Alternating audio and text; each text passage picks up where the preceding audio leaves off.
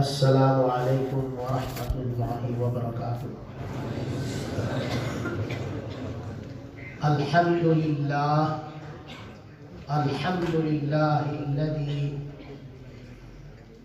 खलक़ल अफ़लाक वल अर्दीन व अंज़ला अला रसूलिही क़ुरआनन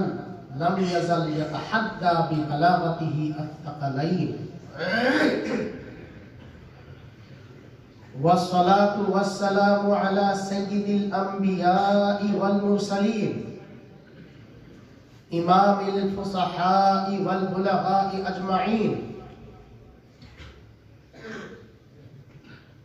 व अला आलिहि व सहाबतिहि अल गुर्रिल मयामीन अल्लज़ीना हुम मशारिक़ु शुमूसिल हिक्मति व अफ़लाकु कवाकिबिल इल्मि वल यक़ीन व अला मन तबिअहुम बि इहसान इला यौमिद्दीन व बअद फसमाहत रईसिल इह्तिफाल अल मुबज्जल व अस्हाबल फ़ज़ीलतिल उलमा व सादतल उदबाइल मुहतरमीन व बराईमल ईमान मिन शुदातिल इल्मि वल अदब लक़द अक्रमनी अल्लाहु सुब्हानहु व तआला बिज़ियारति हाज़िहिल मदरसा दारिल उलूम फलाहिद दारैन अव्वल मर्रा व लक़द समिअतु अन्हा मिन क़ब्लु शैअन कसीरा वला सिय्यमा अला लिसानि अखी अल करीम खिर्रीज मदरसतिकुम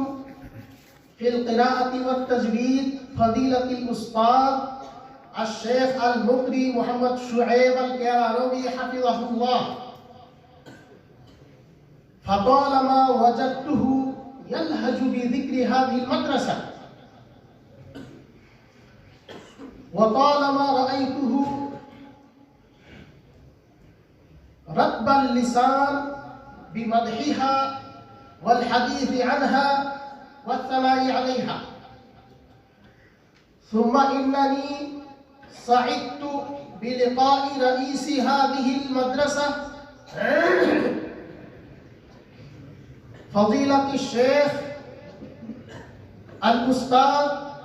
मौलाना मोहम्मद नज़ीर अल मुहतरम हफ़िज़हुल्लाह हीना क़दिमा इला देवबंद मअ रुफ़क़तिन मिन असातिज़ति हाज़िहिल जामिआ अम्थाली फ़ज़ीलतिल मुक़री मोहम्मद इस्माईल हफ़िज़हुल्लाह व शेख अल अदीब मोहम्मद यहया हफ़िज़हुल्लाह व शेख अल उस्ताद हुमैद अली हफ़िज़हुल्लाह व बअज़ तुल्लाबि हाज़िहिल मदरसा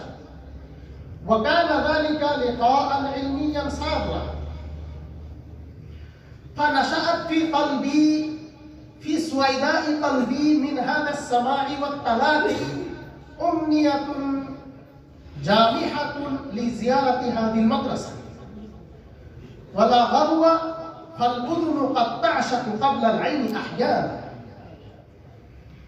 वल-यौम हक़्क़क़ अल्लाहु ली हाज़िहिल मुनिय्या फ़लिल्लाहिल हम्दु अव्वलन व आख़िरन। इख़्वती व सादती, इन्ननी मुस्तबशिरुन जिद्दन बिल-हुज़ूर फ़ी हाज़िहिल मुसाबक़ा अल-ख़ताबिय्या अल्लती अक़दहा अन-नादिल अदबिय्यु अत-ताबि'ु लिहाज़िहिल मदरसा बिल-लुग़तिल अरबिय्यतिल फ़ुस्हा फ़यतीबु ली क़ब्ल कुल्लि शैइन अन अश्कुरा अल-असातिज़तल मुबज्जलीन लिहाज़िहिल मदरसा वला सिय्यमा अल-क़ाइमीन अला अन-नादिल अदबी मवफूर अश-शुक्रि अला ईलाइहिम अल-लुग़तल अरबिय्यत मा तस्तहिक़्क़ुहु मिनल इनायतिल बालिग़ा व मा यलीक़ु बिहा मिनल इह्तिमामिल कबीर।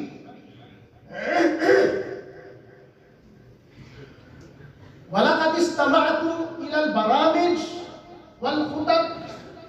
अल्लती अलक़ाहा अल-इख़्वतु तुल्लाब बिलिसानिन अरबिय्यिन मुबीन फ़वजदतुहा ممتعة سارة مثيرة مؤثرة شيقة ومعسولة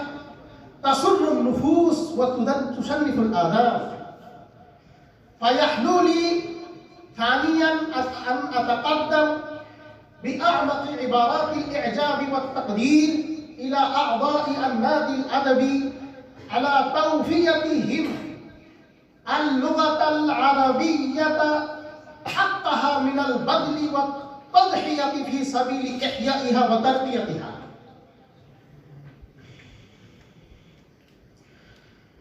أيها المستمعون الحضور، إنني لست خطيبا ولست ممن يملك لسانا دلقا يتحدث ارتجالا لا يخونه التعبير ولا تنقصه المعلومات. لذا فإني لا أريد الآن أن أتحدث إليكم حديثا طويلا عن اللغة العربية وما تحمله من الأهمية والمزايا وما تمتاز به من الفصاحة والبلاغة، ولا عن فن الخطابة العربية وما تنطوي عليه من قوة التأثير وجمال التعبير، فذلك شأن الخطباء المساطع المفوهين الذين هم أقدر مني على الوصف والبيان. غير أنني أقول لكم بإيجاز إن اللغة العربية كانت في يوم من الأيام لغة قوم مغمورين متحيزين في رقعة محدودة من صحراء جزيرة العرب، ولكنها اليوم صارت لغة ملايين البشر في مشارق الأرض ومغاربها، وكانت لغة لا يتعلمها إلا العرب وحدهم، ولكنها صارت اليوم لغة يجب تعلمها على جميع المسلمين على اختلاف ألسنتهم وألوانهم وتباين دورهم وأوطانهم، لأن هذه اللغة قد نشرها الإسلام بانتشاره ومدها الحديث النبوي بامتداده وخلدها القرآن الكريم بخلوده.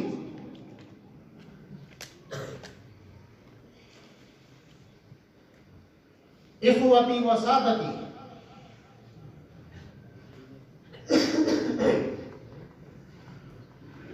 إنكم سعداء مربوطون أيها الطلاب الأعزاء، إنكم سعداء مربوطون جدا إذ إن خرجتم في سلك النادي الأدبي التابع لهذه المدرسة، لأن النادي الأدبي هو الأم الحنون التي تلقن أولادها لغة التعبير والإفصاح، وهو المعلم العطوف الذي ينبه تلاميذه على مواضع الصواب ومسالك الأقدام، وهي المنصة المشهودة التي يتعلم منها الطلاب كيف يأتون البيوت من أبوابها في شأن اللغة العربية، وهو الحادي الجهير الذي يذكي بحدائه المثير مجامر القلوب من رتب الأدب مستحثا لهم على الخطب والإسراء، ويزيدهم سرعة في السير وحركة في التوثب وحركة وتوثبا ونشاطا.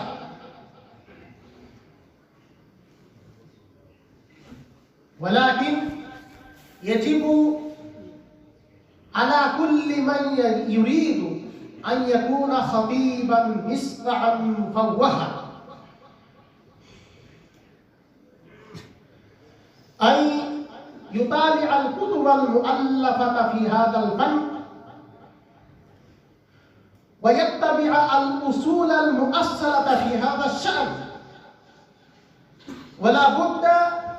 للخطيب أن يكون لديه مدخول ضخم من الكلمات المستقاة والألفاظ المنتقاة، وكمية كبيرة من التعبيرات المجنحة والتركيبات المهندسة حسب ما يناسب المقام ويلائم الموضوع. ولا بد له أن يتوسط في الحديث في موضع البسط ويوجز في مقام الإيجاز، ويرفع صوته أو يخفضه حسب ما يقتضي المقام رفعه أو خفضه. ولا بد له أن يوائم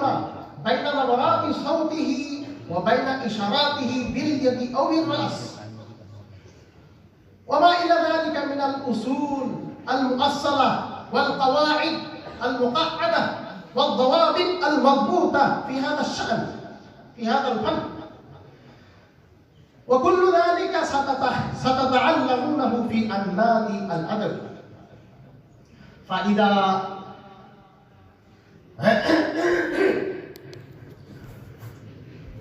فإذا أسهمتم في حفلات النادي الأدبي دون انقطاع ودربتم أنفسكم على النطق والتكلم الشفهي وعلى الخطابة العربية بلسان عربي مبين، فستندفن سفينة الأدب نحو الأمام تميس وسط اللجة وتنخر عبابها دون ملل ولا سآمة ولا استرخاء. فإذا بالألسنة المتعثرة الجامدة المتلجلجة تنطلق بخفة ورشاقة وتعبر عما تعيش به الصدور في فصاحة كلام ونساعة بيان ولباقة أسلوب. فيا طالب العلم الشادي على درب الأدب، أقبل على مائدة اللغة العربية إقبال الظمآن على المورد العذب الزلال، وتهالك على تعلمها تهالك الفراش على النور، وتهافت على كتبها وتراثها تهافت الذباب على الشراب، وعض عليها بنواجذك، وكن أنت الجائع قبل أن يتفضل عليك أستاذك، فالبقرة لا تغذيك بلبنها ما دمت لا تجلس تحتها حالبا. وختاما أسأل الله سبحانه وتعالى أن يقبلنا جميعا لخدمة دينه الحنيف، وأن يؤهلنا